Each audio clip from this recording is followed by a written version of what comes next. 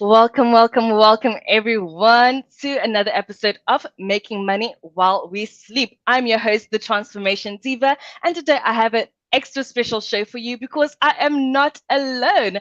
I am with Nick and Singobile from the Unykornz, which is a startup NFT app, so to speak. So I'll let them introduce themselves in just a moment. If you can hear me, guys, please leave me a big thumbs up, whether you're joining me on LinkedIn, Facebook, or the YouTube channel. I would definitely like to know that you can hear me and you are here with me. So, Nick, Snungabole, please introduce yourselves to the audience. You can go first. Okay. Hi, my name is Singobile. Originally from KZN, now residing in Johannesburg. Um, have had about 2 years experience in the content creation space and have been working closely with Nick in creating entertainment as well as 3D art and other forms of content in the space or Web3 industry. And yeah, we basically here just to give you an overview of the NFT industry and our experiences in it in the last 2.5 years. Nick, Cool. over to you.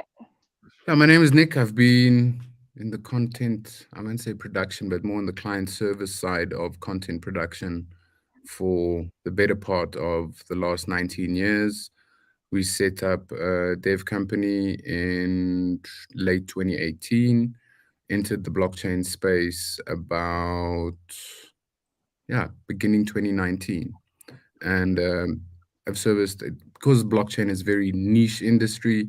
We've managed to service a lot of let's call it new clients. You know, they're on the edge of the tech and they're releasing very exciting products.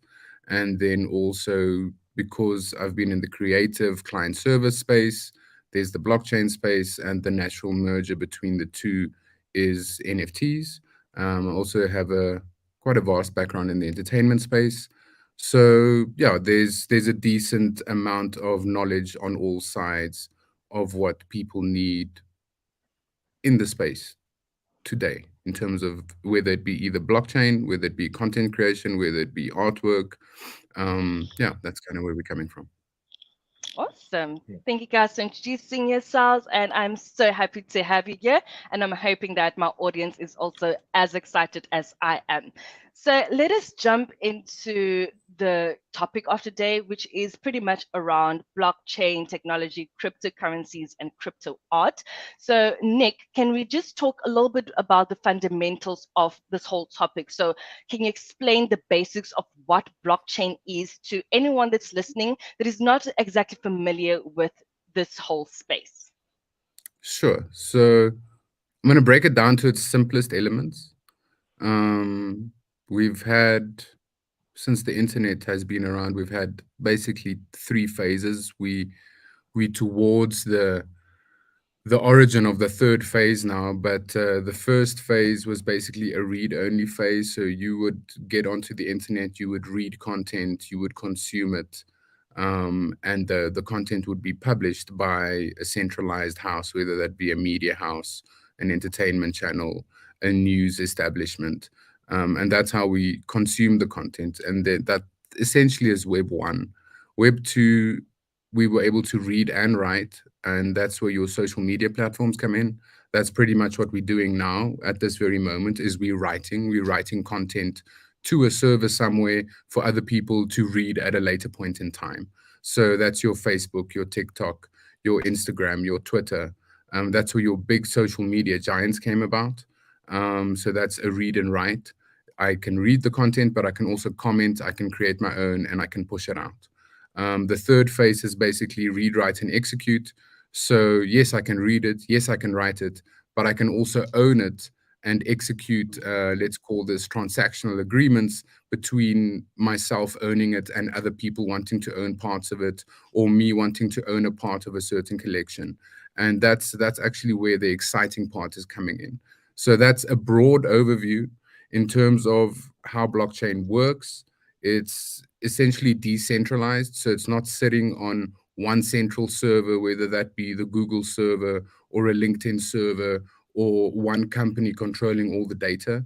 It's decentralized, meaning there's many computers, a lot of them anonymous. If you think of, and I'm sure we've all been down this road when we were young, if you think of a torrent and you want to go download your favorite movie because you don't want to pay at the movies, that torrent, when you load that torrent, you're going to see peers. You're going to see, oh, great, there's 51 peers on this one, which means I can download it very quickly. So the blockchain is similar to the extent that there are peers. It's peer networking. So if there's a transaction or something that needs to happen, it doesn't get completed by a centralized server. It gets completed by decentralized peers. And that's where the whole, excuse me, that's where the whole mining element comes from. So if somebody says they mining coin X or Bitcoin or Ethereum or whatever, what they are doing is they solving transactions and algorithms for that chain in a decentralized manner. So I can sit here and mine Ethereum if I had the right machines, which means I earn a little bit of that transaction fee, but it's decentralized. So and all the data appears on the blockchain. You can go view any transaction on the blockchain that happened at any point in time. So that's those two elements basically comprise all of it. It's read, write, and execute. You can create contracts, transactions, etc. And second is that it's peer-based. It's not central server-based. And then if you enter the NFT space, what that has now done is it said, you're at school, you're small, you have little trading cards. I don't know if you remember. I mean, I remember the day when we were at school and you had, oh, we're dealing with the soccer players. Okay, this one's got this much power, this much speed, this, that, the other, and you're collecting these little cards. So NFTs are collectibles. They are, and I'm not going to use big words, but you can't say this NFT's value equals that NFT's value. They are unique. So this one could be more rare because it has more speed or more power. This one could be less rare because it's got a lower level of speed or power or an attribute. So when NFTs get created, they have attributes, Who and determines that? that's determined very often through random creation. Like, let's say you have a large set, you've got a set of 10,000 NFTs. Now, when they get created, there's certain, I'm going to call them traits. So I'm sitting here, and the traits that are currently on me is my black and gray tie-dye shirt, my camo jacket, my glasses, and a cap. So that these are my traits. Whereas I could be having headphones and a white jumper like Sinkubile or a white jacket. And those traits could all be part of the same collection, but how rare the trait is determined on how often it appears. And that rarity is what creates, let's call it, how rare the item is or how rare the card or the token, etc. is. And that's what tells you this one is worth this much and this one is worth that much. But it's also very opinion based. So you can look at an NFT and say, wow, I really like that one. And you really want that one because you like it, because that's your opinion. But somebody else might look at it from a standpoint of, I want the rarest NFT. I don't really care what it looks like, because they in it for the flip. They want to buy it because they want to flip it tomorrow for 3 times the price or whatever.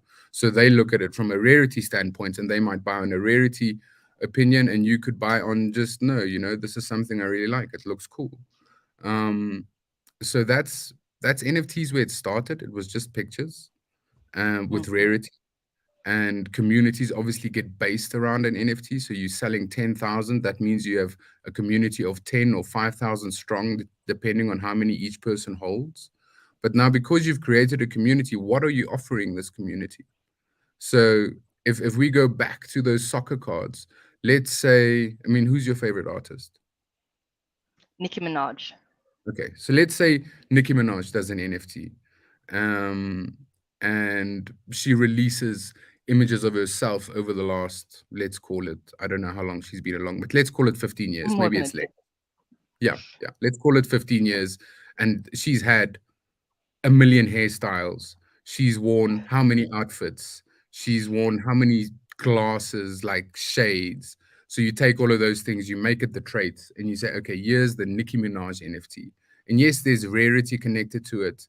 But what she then does is she adds some utility to her NFT. And she says, listen, guys, all of you who buy my NFT, if I'm in your country, you can come to my show for free. We'll verify your entry with the NFT. Oh, Or when I perfect. drop in, yeah, if I drop a new song, you guys get the song for free because you hold that NFT. So and that's largely to do with wallets. Obviously, if you want to participate in blockchain or crypto, you need a wallet. That wallet is what holds your tokens. Now, NFT is a token. That's all it is. It's just a token, but it's not a set token like Bitcoin, where one Bitcoin equals another Bitcoin. It's a Mm-hmm. token in terms of, yes, I hold an NFT, but you can't really say this NFT equals that NFT. And that's the meaning of the N and the F in NFT. It's non-fungible. Like you can't compare it as to one Bitcoin to another Bitcoin. It's like one Nicki Minaj NFT and one Nicki Minaj NFT, but they're not equal. They're different, both in terms of price and in terms of properties and traits. So so yeah, then that's how you add utility to your NFTs, whether it be live shows, whether it be music, whether it be, the person with the rarest NFT gets to chat to me for 2 hours every Saturday. Those are all types of items that she could offer as utility on her NFT. And that's why there is a little bit of a craze around it, because people get access to things that they would not have normally gotten access to. You Mm-hmm. get access to a certain token. It allows you to do certain things, go to certain parties, meet certain people, access certain games. There's even play to earn games where if you play the game you earn, or if you stake your token, you commit. I take my NFT and I throw it in a pool. I earn X amount of revenue on that in that pool over a certain amount of time. um, and that's kind of, if you look at all of it globally, in terms of a top-down view, that would comprise what the blockchain space, the NFT space, how the art space gets into there, and then also the utility space. And the last item that I probably didn't mention was people. She could say, okay, all my NFTs, here's my 10,000 NFTs, but I want you guys, my 10,000 people or my 5,000 people, I want you to vote where I go throw my next gig. Where should I go throw my next gig? And obviously, those people will say, come throw it in my city. So they start voting, and oh, okay, great. Cape Town comes up as the place where I should go. Now that voting mechanic can then be incorporated into NFTs as well. So it's like a decentralized organization, and people can make decisions for the creators of the NFTs for where they need to engage their communities. And that's why I think it's quite important, and also why I think it won't go away, is because it allows quite a few things. You get a cool collectible, you get something that either has no real value or can accrue value over time, depending on how rare it is and what the demand is. And lastly, because you get access to items that you normally would not have gotten access to. So if you're sitting as a brand, as a personality, as somebody out there who thinks, wow, how can I engage my community, give them real ownership of something? And that is the way to do it. You get a lot of brands who are pushing this narrative, but they have no way to execute it in total because they're lacking the tech side of it. Cool, cool, cool, cool. Nick, you have shared quite a bit with us right now, and you kind of got into like what I was thinking my second question should be, but I am hoping that you do not share as much, because like I wanted to ask Nqobile, what are all of the opportunities available within the NFT space particularly, and why should people be getting so excited about this? Nick mentioned that this is quite an exciting new experience for a lot of people, but what else is there out there for our audience besides, listening to artists and possibly getting an artist's NFT and getting access to their private life, so to speak? All right. Well, basically, there's a whole lot of opportunities, and as Nick has mentioned, it's still in the very early stages. But what you can look forward to, I mean, outside of the artwork and the collectible and maybe event tickets, is a little more on the music and media side. a whole lot more on the gaming side. As we know, Facebook just changed its name to Meta, which basically is a virtual reality world based on NFT characters and artworks. Uh, there's a lot of virtual and real world assets as well that come along with the NFT space. Uh, as Nick has explained, the NFT itself is like basically a virtual ticket that you have in your wallet that allows you access to exclusive content. So, in the real world usage space, you could look at areas such as real estate, for instance. If you purchasing a property, a commercial or residential, uh, you could just have a token which holds all your Ethereum or any other currency which is on the NFT platform. And you can utilize that wallet in order to create the transaction as well as form a more decentralized monetary transaction platform, as well as uh, incorporating some utility in terms of less paperwork. The smart contract aspect of it is that everybody that needs a share or a royalty split within that specific transaction automatically gets their cut put into the wallet. You don't have to wait for someone else to make a payment to you or anything else. That is written into the program or the transaction value from that NFT. You can also, I mean, purchase some domain names, some avatars. We've seen in the NBA space that you can buy NFT shots, shots of the game, shots of the season, and that boils back to the cards that you used to collect as a child. Well, I did as well. And it's just basically a form of merging the digital world with the real world. And in the future, the more people interact with the the futuristic web space, the more interactive and the more transactional value the NFT will hold. I don't know if you want to add anything to that, Nick. Just a quick question. Just a quick question on that, Mr. When it comes to the basketball cards that you're talking about, who owns that? Is it the team? Is it the players? Who owns those NFTs, so to speak? Well, like when the NFT is created, it originally has a portion owned by the creator itself, which would be the NBA. And then the person that purchases that specific or exclusive piece of shot or that piece of action during a game would then own the NFT. However, based on that specific project or the NBA one, there's a split between the organization, which is the NBA, and the person that owns the shot. So if it goes to the top five plays of the day, uh, that revenue that it creates through being on sports, on Super Sports or Sports Scene or whatever, or ESPN, uh, a royalty share gets split between um, the organization, the NBA, and the holder of that NFT. So you're basically getting recurring passive income or royalties on something you own. If it's ever used in any form of content creation or an ad, then as the rightful owner of that asset, you get passive income or revenue from that. Okay, cool. We've got some comments coming through. Moody saying that they are loving this topic already. A lot of questions have already been answered for them. So thank you guys for that. I'm hoping that you keep up sharing all of these powerful gems with our audience. Another person says that who owns that was a positive question. They also wanted that answered. So yeah, moving on to, so let us back up a little bit. So we've explained the opportunities available within the space and what NFTs are all about, but let us go back to understanding how does the whole landscape of blockchain actually work.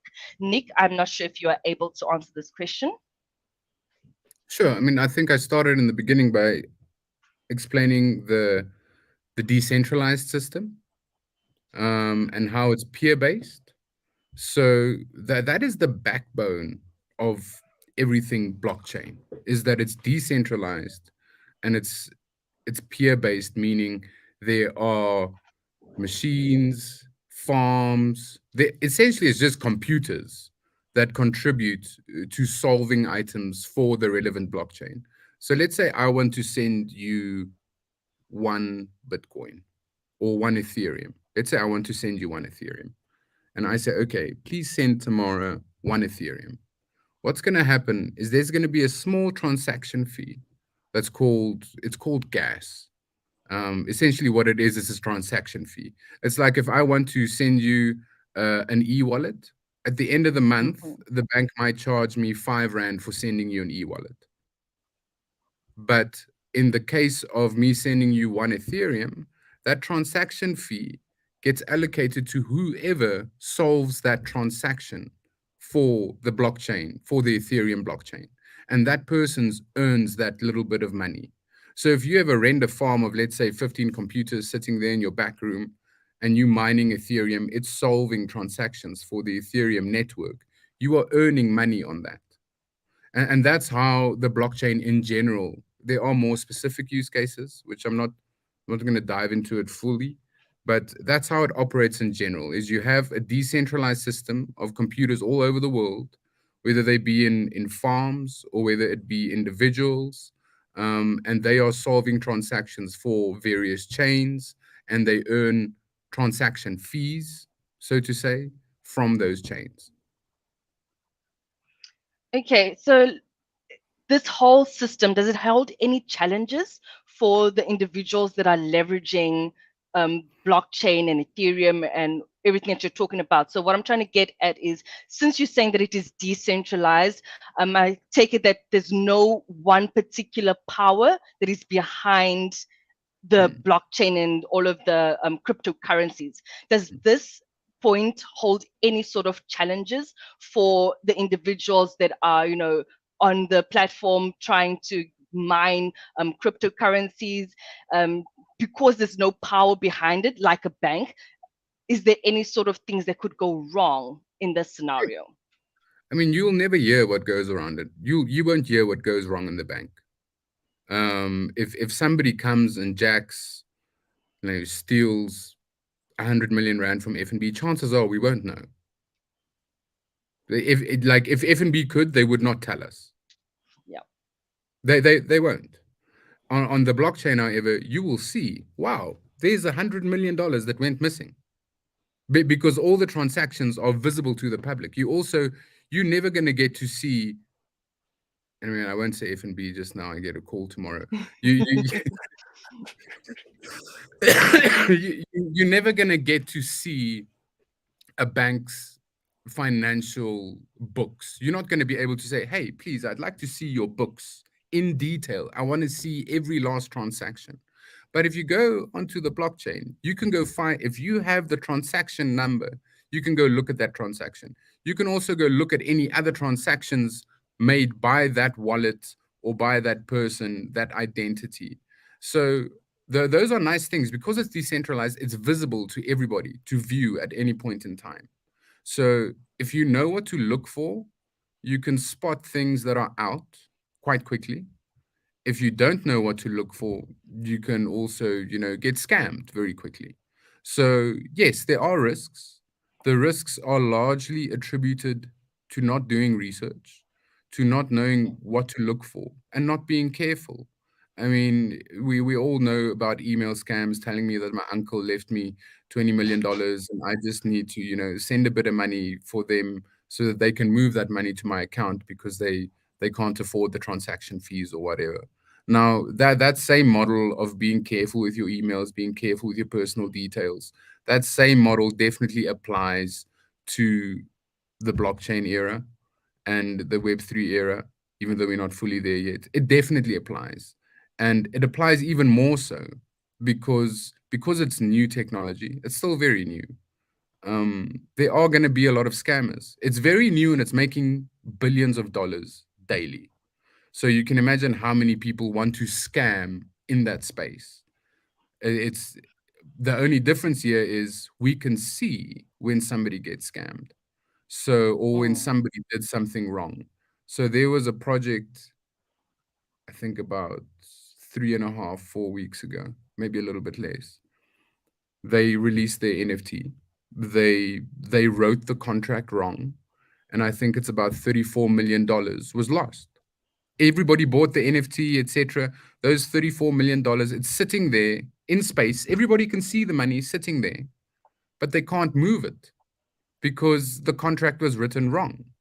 Mm. So it's not that they are not risks. There are risks, and there will always be risks. I mean, I take a risk when I drive down to the shop. Um, but just now, everybody can see exactly what is happening. And I think, yes, that's a challenge. Yes, there are certain people who will or won't get scammed. But I think if you think of how early we are in this space, and you think of how far it can go with the previous items I've mentioned, I think over time certain standards will come into play. And I think it's an amazing opportunity where you have something that is so transparent that can be leveraged by corporations, brands, individuals. It's so transparent. There are no lies. You can see where the lies are if you know what to look for. And I think that is the key plus point. At the moment, we don't know what Google does with our data. You don't know what Apple does with your data. You don't know what You have Amazon an does. idea. No, you have an idea, and I know if I'm going to say the word Cuban cigar, if I go log into my phone after this, I'm going to see a YouTube video popping up showing me a Cuban cigar. I that happens. So you don't have a centralized entity controlling your data, and I think that's very important because what's happening is large corporations are leveraging data that they have. They're using it to drive users to make decisions, and they're not using it to drive users to make decisions for free. They're taking very large chunks of money from very large corporations, individuals, governments, etc., in order to drive the population in a certain direction. And the population doesn't even know that's happening. So in a decentralized space, I think items like that will be way more visible, and your data can be anonymous. You can be anonymous. I can have a wallet and I can go cast a vote and I can go buy something, and nobody will ever know that's my wallet. Mm. Nobody will ever know that's me. But all the transactions and all the activity is visible if you know where to look. So, yes, like with any new technology or even well established technologies, there's going to be problems. And the goal here is not to say, oh, how problematic can it be? The goal here is to say, how beneficial can it be once we overcome all the problems? Cool, cool, cool. So got a comment here from a LinkedIn user who's saying that regulations are coming into place Hmm, soon, which is great for yeah. development. Another one saying that SE is closing in on crypto regulations, and so investors will be protected from scammers and other cybercrime. So for all of our the audience that is listening right now who are not aware of all of the legal regulations behind NFTs and blockchain being put in place, Singobile, could you please shed some light on that? Well, basically, it's a new market. So most of the regulations are coming into play as we go along. One of the LinkedIn users did mention that the SEC is currently looking at it and forming ways of engaging the discrepancies or the regulations that they would like to have in place. The original or the traditional market will won't fully understand decentralization because I feel like we've grown into a society whereby there always needs to be someone at the top of the triangle that makes the decisions for us and uh, bases the bases our decisions on the information that they can collect from us. As Nick has mentioned, in a decentralized world, it's uh, it's easier for people to make their own decisions or their own personal what can you call it, their own personal decisions based on what they have as an asset or what they have in their wallet by increasing their power within the DAO, which is the basically board of governors on any specific project or any form of NFT collection. And the regulations and the development of regulations are still in the making, and it's basically trying to marry the world of now to the world of the future.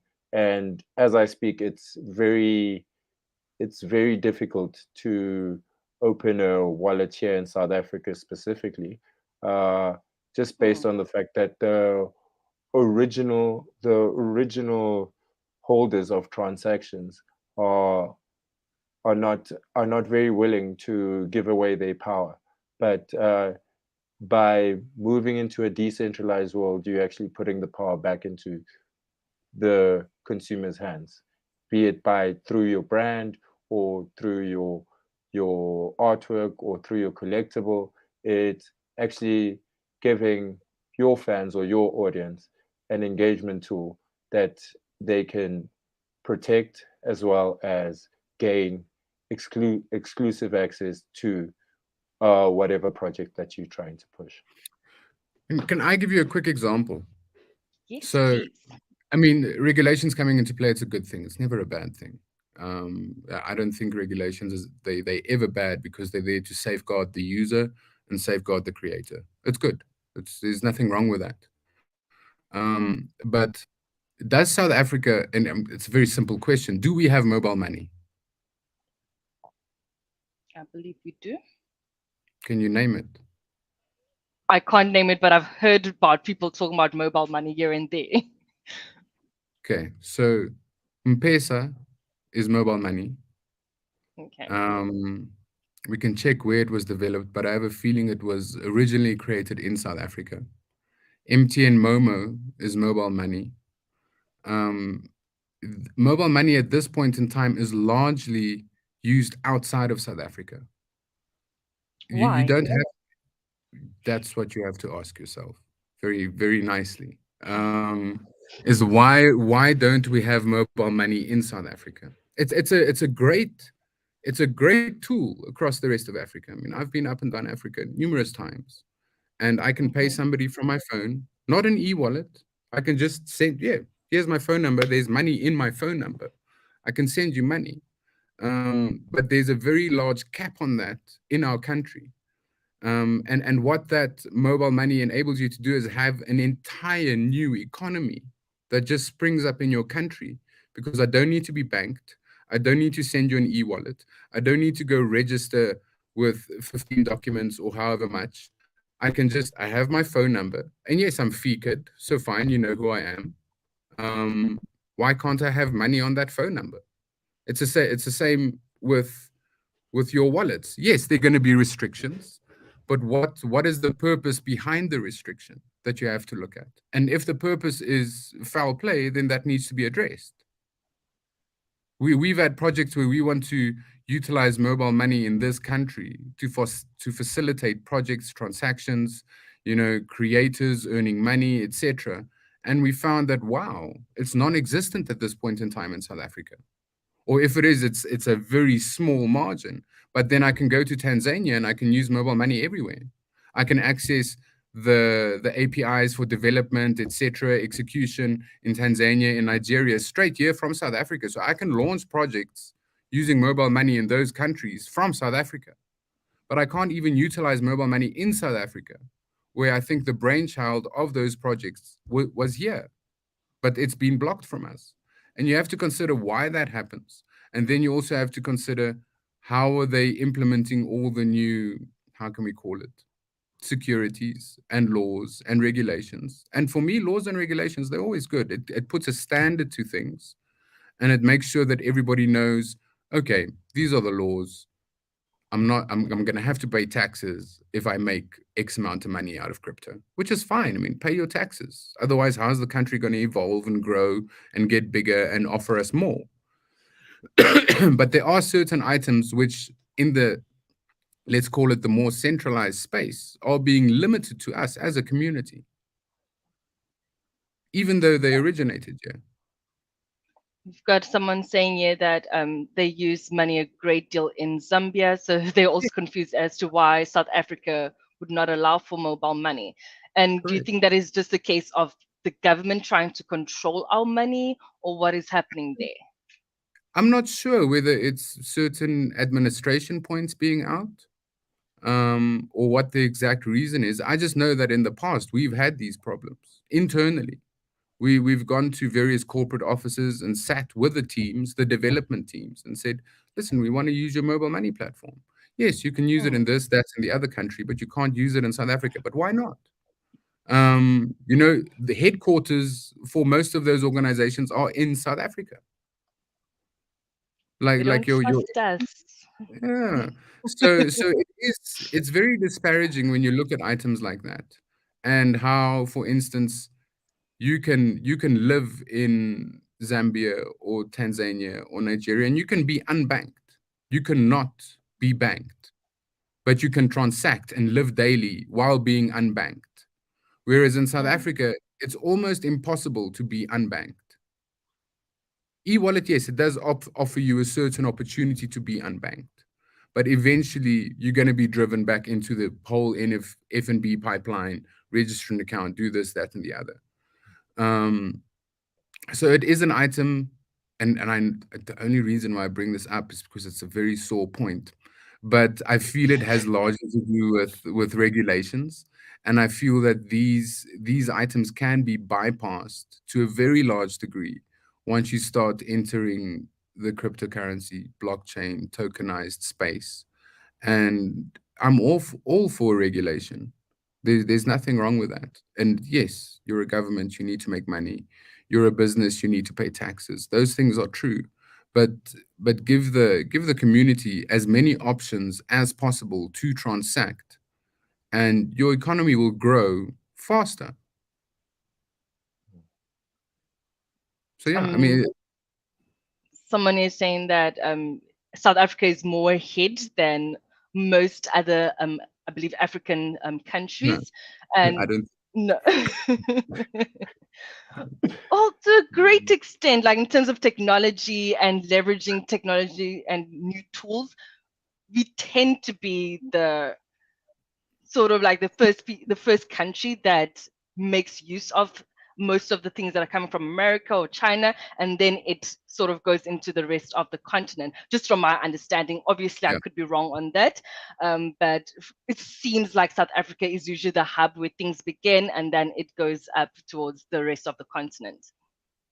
Is that the same with blockchain? Is South Africa right now the place where blockchain is much bigger than other African continents? Sorry, other African countries? I I would think. say no, but yeah, carry on there. I'll answer after you. I mean, I think it's a very, in terms of what South Africa looks like, yes, we look 50,000 miles ahead. In terms of what's actually happening on the ground, I feel that we're still 10 years behind. And Mm. and it- and it's very sad, to be honest. I mean, I come from the entertainment space, so I've been up and down Africa. Things I see happening there, I'm like, wow, why on earth is this not happening in South Africa? The how quickly people educate themselves in those countries, it's insane. Yeah, yeah, we're talking about blockchain, this, that, the other. But if you go ask the average person on the on the streets, yeah, they won't know what you're talking about. If you go ask them various other technical questions, they won't know. We're still very old school here in South Africa, which is it's okay. It's nice. I love the country and I love living here. I don't think I'd move away. But I do think there's a very, very long road ahead of us in terms to give ourselves that stamp as yes, we procure everything that's new and expose it to the rest of Africa. Maybe at a certain level, but definitely not at a level where it's reflected in our home ground. So, Ngobile, I believe you also wanted to add something? Yeah, I think basically there's an opportunity here in order to arm ourselves and educate ourselves within the next frontier. I mean, if you think back to the start of the internet, everyone thought, oh no, that's too complicated for me. And now we've got 6-year-olds, 5-year-olds using the internet basically like pros. It's important for us as a society to, even though we do have our principles and our values, to educate ourselves in the spaces that are coming up. And more importantly, in the African context, we basically need to look at the opportunities that are out there and create the platforms and the projects that will assist in decentralizing the the opportunities. I mean, it's no secret to the rest of the world that uh, most of the countries in our continent are viewed as third world. And if you're looking at countries like Rwanda that are getting ahead technology wise, it it builds up a rapport, and it opens up so many opportunities within their borders that the average person in Rwanda now is well equipped to open up projects or businesses within any sector, because there's a culture of learning. And I think that's what needs to be engaged within the South African context, whereby people in decision making positions need to take up the take up the responsibility of equipping themselves with the knowledge that is required in order for us to progress. And I feel anyone that's listening and needs to go from this platform and educate themselves on the blockchain space and Web3 in order to actually see where they fit in, because the future is so broad that everyone fits in. But if we don't equip ourselves with the information, we'll never be able to move forward within the spaces that are clearly making billions and billions of dollars in the global aspect. Talking about educating oneself, Moody was asking, could you recommend some learning resources for Sure. people that are interested in learning about Web 3.0 and blockchain and all of this? Yeah, I mean, LinkedIn offers a great library of resources. I mean, LinkedIn and YouTube, you can teach yourself anything these days through LinkedIn, training, YouTube. If you look at it carefully, you do a bit of reading. I mean, all the information in the world at this point in time is available to everyone. Is the There's information accurate though? If it's coming through an sort of non-author, no, it's not like if you authorized want and something nobody's checking authorized, it. go via LinkedIn. If you want something authorized, LinkedIn will give you a little certificate to say you completed the course, etc. Go via LinkedIn. Go via, I think it's Udemy. Go via there's a few online, training facilities. Go via, yes, it costs a little bit of money, but at the end of the day, it's giving you vetted courses and you're learning. And then YouTube is your greatest resource. Yes, there's a lot of hype and there's a lot of disinformation, etc. But don't look at items that are opinion based, rather look at what is factual. Also, if you have some form of a developer background, and I'm assuming if you're looking at Web3 development, you either have a little bit of experience in programming, then go look at the actual product websites. I mean, if you go look at Hyperledger, go look at their website. There's a lot of training. If you go look at the various chains at their platforms, there'll always be a space for developers, and they'll always give you documentation. And then in terms of if you want to look for specific languages, take on Rust or take on Solidity. Those are the languages that go look at those languages, study them. Um, I mean, I'm going to give you a few examples. We have a 24-man team of developers. Through my partner, we established a company in India that I mentioned. Of those 24 people, we've probably retrained 13 from being traditional developers to being blockchain developers, just because the demand for that resource is so high right now that you almost can't find developers in the space. You have to train them. So we do daily training sessions of about an hour. We have people do courses, and that's the best way to do it is, I'm motivated to do this, take that motivation, get yourself a course, do some research on YouTube, go read a few documents. But all the information in the world is available to everybody for free at this point in time. The only key item to know is how to evaluate that information. Like, is it opinion based or is it fact based? And try to stick to items that are fact based. Awesome. I hope that answers your question, Moody. So a lot of my audience on LinkedIn, they are, entrepreneurial or rather entrepreneurial. So they might perhaps working in a company, but they've got like that entrepreneurial spirit. So I want to know, what is the business case for blockchain? How can someone that is listening right now use blockchain, cryptocurrencies, crypto art, either within their own businesses or the business or the companies that they work for? Nick, are you able to take this on? I can take it if you don't. Okay, so I mean, there's a few items that you need to consider is who are your customers and what do they want? That's number one. So if let's say I'm selling t-shirts, what do the people who are buying t-shirts want? You have to go look. Are they educated enough to enter the Web3 space? Are they not? Or let's say I'm doing project management. There's a definite use case. If you do project management or you're into property, you can go look at blockchain because there's a few items which you can consider. You can consider, what can I offer people that I haven't offered them before? Or what can I offer them now that I am offering them already, but in a different way where it's very transparent? And then the last one is, how can I give them ownership of something? So, and how can I connect additional, how can I additional benefits to them owning something? So how can I also, if you're an entrepreneur, how can I kickstart my business? If you go sell 500 NFTs at, let's call it $200 a pop, that's 500 times 200.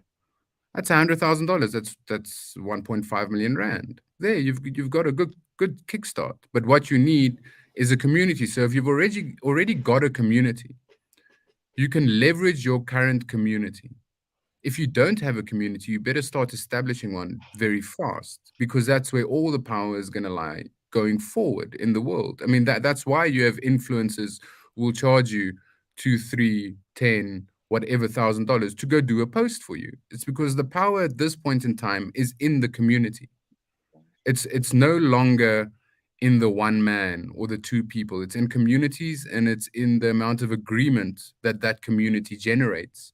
Because if you have a community and that a community can generate a large amount of agreement, it means more people will join them. It means your product will grow.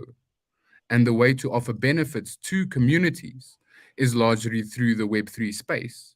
Yes, you can give them a loyalty card. It's the same as a loyalty card, but it can be a loyalty card that's a little bit more expensive and that offers them a little bit more in terms of benefits. So our project is sitting there. It's the Unykornz. It's 4 startups. If you go mint one of the NFTs, you get access to the project, you get access to some education.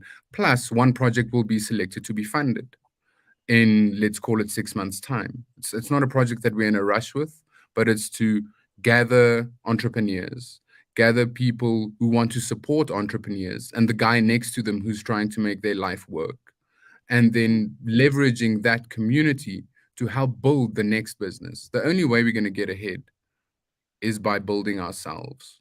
And that's, I think, that applies globally, but applies very specifically to Africa as well. We have all the resources in the world. There's probably not one resource on the planet that we do not have. We're in a very good position. Our natural resources are in a very good condition. Our land is in a very good condition. But if we all just kind of look and we say, wow, we've got all these resources. Yes, it's owned by somebody else or this, that, the other. But if you use those resources and you build on that as a community and you support the person next to you, we can very easily, in, let's call it, 30 years time, 20 years time, be in a totally different space. I mean, we can see what's happening in the global economy. It's a mess. It's, they get influenced by geographical decisions, etc., this, that, and the other. As Africa, we don't necessarily have to be part of that game. We can be part of our own game, where it's like, take the whole continent, make sure everybody's knowledgeable, push it up, grow it, and be in a totally different space in 5, 10, 20, 30 years time, depending on what you're pushing. So What's preventing that sort of thinking within our people? Like a lot of because people are talking about, let's support each other and all of that, but it is not happening on the ground. you're looking for guidance from the international media houses, and you're looking for guidance from the TV, and you're looking for guidance from the next famous artist, and you're looking for guidance from the guy who's flashing. Those are not the people who are going to guide you. They will never guide you. They will just tell you, yeah, yeah, look, yeah, look at me, you know, Balling. yeah, and then you're going to buy Yeah. into that thing. Don't buy into that thing. Buy into your own thing and find something to push. Each one of those people who you're buying into has been where you are, having to push to a point where other people buy into them. So, I mean, back to your original question, brands, blockchain space. For me, there's two things. Number one, yes, it'll be great to build a whole tech stack and a great product for your brand, which obviously we can assist with. But it's even more important for your brand to establish a really good community who you can then avail those items to, or use the art to grow a community who you can then avail items to. But community is what's going to be the power for the next, I'd say probably the next 100 years, maybe longer. Just a quick question for you, Nick, like touching on the whole community and all that. Like, what is preventing people again from building communities and building brand and leveraging things like NFTs and office stacks and tech stacks to Mm. build that community? Is it finances? Is it just a lack of knowledge, or is it a lack of interest from the audience? There's I won't say it's a lack of interest because you can probably, and I mean, I can't tell you that I have any major community. I've got a half decent following here and there, but it's not anywhere where it's supposed to be. But because I didn't utilize the chances I had when I came up, you know, I didn't do all the posts that I was supposed to do with all the famous people and garner my following and all. I never did that because I didn't see any value in it. And sometimes I wake up and I'm like, wow, I was really stupid. But Not too late, not too late. yeah. So I mean, I think the thing that stops us is number one, being scared for hyping yourself up. Like, yeah, I'm worth listening to. I'm worth listening to. Mm. Please listen to me. Here's my idea. You're gonna get 50 people. Ah, no, it's rubbish. No, it's a good idea. Look, I'll tell you again tomorrow. This is a good idea. Tell me why you don't think it's a good idea. Take that feedback. Make your idea stronger. Hey guys, listen, my idea is stronger now. I have a good idea. And you have to engage. And yes, it's a two-way communication cycle. But people have to know that if you're going to push your own thing, it's something you have to push every day. It's not something that, oh, I'm growing my community for 1 week and, oh, now I've got a community. No, that community, you're living with them for the rest of your life. It's like your family, just in a larger scope. So your family, you're living with them regardless. You're talking to them regardless, unless you Mm. guys have decided to excommunicate somebody from the family, which is fine as well. That's a decision by the group. But your community is like your family. You maybe don't engage them as much as your family, but you should, because it's only going to grow if you keep engaging it. And I'm the worst person to listen to regarding this, but that is the truth. Yeah. That's the truth, and that's why it's not growing. If you look at the people who are really consistent, yes, they're growing, and they're growing every day. Yeah. Awesome, awesome, awesome. So let us quickly wrap things up just a little bit. So I want to just ask one more question, and that is, what is the future of NFTs and blockchain? I know a lot of people are worried that, this is just a hype for right now. This is going to die off in a couple of years' time, and they are worried that investing in the space is going to be a waste of their time, their money, all of their resources. So they sort of hesitant to invest in cryptocurrencies. So, what is the future of blockchain, cryptocurrencies, NFTs? Sungobile, if you can answer this, please help us out. All right, cool. Admittedly, there's been a lot of hype around the NFT space. I mean, in March 2021, Jack Dorsey sold off his first tweet for millions of dollars. And people have then jumped into the space and said, oh, I can make quick cash. But as everything in life, as anything that's worth having, it's actually a process, and it's about building a sustainable roadmap in order to execute something. Like anything that is worth having, you need to be out there educating yourself, pushing on the daily, building the community that Nick was talking about. And the key takeaway here is just because something isn't widely understood, it doesn't mean it won't last. And we've seen it in Web 1, where the internet broke through. We've seen it in Web 2, where your social media entities broke through. Those companies are now worth billions and billions of dollars. And at some stage, somebody thought it was a scam. And what we need to take away is that if you take information from the general public and you don't take the time to analyze it yourself, um, you'll always think something is right or wrong. But the decision is in self, and it basically gets down to how motivated are you to make a success out of yourself. So if you're going to sit at home and just watch uh, what's on TV, then I'm pretty sure you being guided to being a sheep. But if you want to stand out and create something that will last longer than however much time you have on this earth, then it's important for you to engage in different platforms, engage with different people, move outside of your circle in order to engage different communities and take that feedback in and see where what you know and what your skill set is fits into the rest of the world. And that's how you create something of value within any space, but most importantly in the NFT space. There are projects that are just going to flop, just basically based on the fact that there's no real value behind it. But as you build your roadmap, you need to understand what is there, what are you giving back, what sort of value are you giving back to your client, or what product or what brand message are you linking to what you're putting out there for people to consume. And I would say, yeah, that's it. It's a fast moving blockchain world, and we need to get involved. Awesome, awesome, awesome. Thank you so much for that. Guys, if you are listening, please feel free to drop your questions as well. We've got just a couple more minutes left over here, so we would love to hear from you. Did you think about this topic? Any of the questions or anything that we did not answer just by me asking the question? So feel free to drop them in the comment section right now. Um, I believe that Unicorns has a little gift for our listeners. Yes, based on the listeners and based on the fact that we're trying to build people and their projects, there's a link that I'll put in the chat now where people can go and invest in themselves and their futures by minting a unicorn, a 2D free mint unicorn. Uh, What does it on mean this to link, mint for anyone that is not as tech savvy?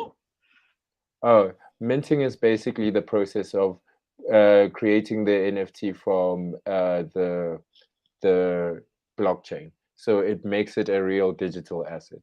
So you converting it from something that exists only in idea, and then it transforms into a digital asset, which you hold the rights to. And once you have this, this gives you access to our community that we're building. And as an entrepreneur or a startup, you get an opportunity to be part of the community, gain utility from our specific project, which looks to equip startups in any space, not just the Web3 space, with the right sort of tools to build up their projects to unicorns, which are billion-dollar valued assets.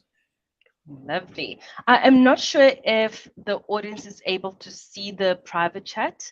Is it possible for you to type that into the comment section? Okay, cool. Let me just, can they see it now? They should be able to, definitely.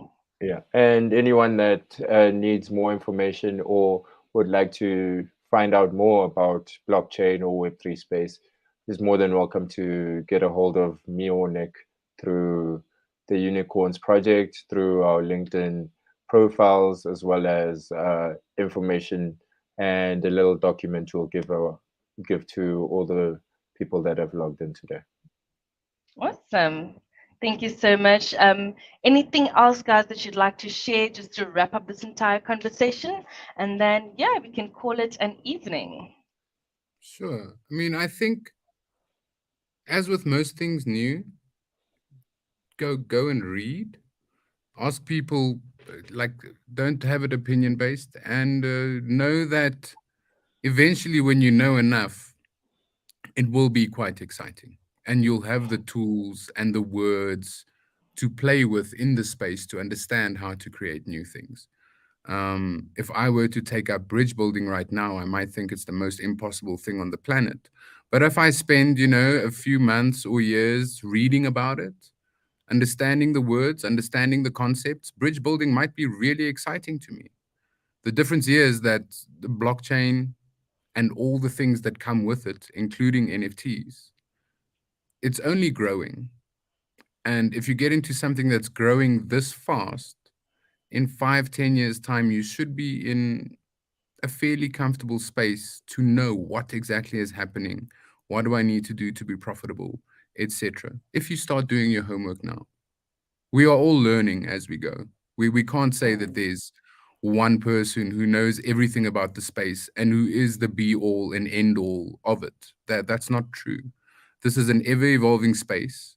Every 3 months or 6 months or even less, a lot of things change very quickly. And there's input, there's a space for everybody to give their point of view, their input, their what they think the ideal way of operation is. That space is there. There's hundreds of communities where you can go and chat, but it's brand new, it's very open, and it's very fast moving, and it's continuously expanding. You heard it here, guys. Thank you so much to everyone that has joined us. I've been so excited to see your comments coming through, reading all of your guys' questions as well. It's been really exciting to see that people are actually interested in this topic, even though it is still new and a lot of people don't understand it just yet. So I'm very happy to see that people are actually showing up and they are willing to learn about this. That makes me really excited. So, guys, we will leave it right there. And yeah, man, if you feel like you want to ask me, Singobilo, or Nick some personalized questions, feel free to reach out to us via LinkedIn. And that is it, guys. Bye for now. Cool. Bye-bye. Thank you. Cheers.